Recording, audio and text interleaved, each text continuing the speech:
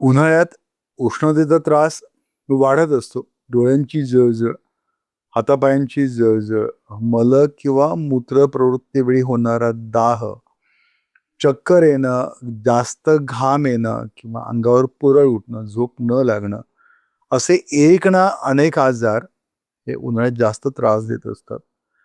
आणि अशावेळी अंगातील उष्णता कमी करण्यासाठी मोगली बेदाण्याचा उपयोग सर्रास केला जातो. मोगली बेदाणा हे एक वस्ताद औषध आहे उष्णतेसाठी. त्याला बिही किंवा बिहीदाणा असं ओळखलं जातं. सगळ्या काष्ठौषधीच्या दुकानात उपलब्ध असतो. क्वीन सीड्स म्हणतात या औषधाला. आणि बिही हे एक सफरचंदासारखं दिसणारं फळ आहे. अमृत फळ किंवा सिंबितक या नावाने त्याला ओळखलं जातं. काश्मीर प्रांतात याची पैदास अधिक असते. किंचित आंबट गोडसर असणाऱ्या या फळामध्ये पुष्कळ बिया असतात आणि याच बियांचा उपयोग हा आयुर्वेद आणि त्यासोबत युनानी चिकित्सा प्रणालीमध्ये जास्त प्राधान्याने केला जातो. तर हा मोगली बेदाणा पाण्यात भिजत घातला की तो पाण्याला गोठवतो. साधारण थंड, चिकट, जाड असा एक बर्फासारखा दिसणारा पदार्थ तयार होतो, ज्याला आपण हा मोगली बेदाणा पाण्यात भिजवतो त्यावेळेला. आणि हे जे गोठलेलं पाणी असतं ना, हेच औषधी स्वरूपात वापरलं जातं. शौचावाटे जर सतत कफ पडत असेल तर याचा उपयोग करावा. अशा आजाराला आमावशा म्हणतात.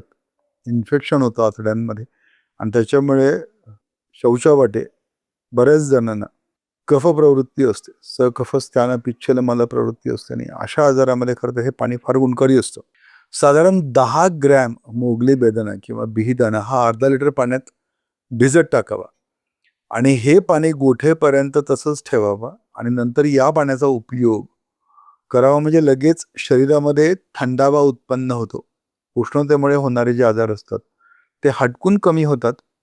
उत्साह वाढतो, शरीराचा जोम वाढतो, मन शांत होतं आणि शिवाय यकृत आणि वृक्कांची कार्यक्षमता सुधारते. मूत्रप्रवृत्ती सैल होते. लघवीला खूप होतं या औषधामुळे.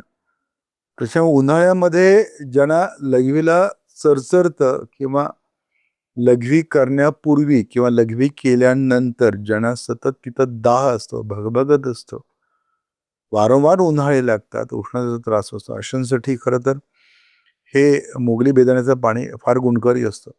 शिवाय या पाण्याचा अजून एक अतिशय प्रभावी उपयोग होतो, म्हणजे भाजलेल्या ज्या जखमा असतात त्या जखमांवर जर आपण हे पाणी लावलं तर लगेच भगभग सुद्धा कमी होते आणि शिवाय त्या भाजलेल्या जखमा भरून येण्यासाठी मदत सुद्धा होते. त्याच्यामुळे हे एक उष्णता कमी करणारं अतिशय प्रभावी औषध आहे. प्रत्येकाने आपल्या घरामध्ये ठेवायला काय हरकत नाही.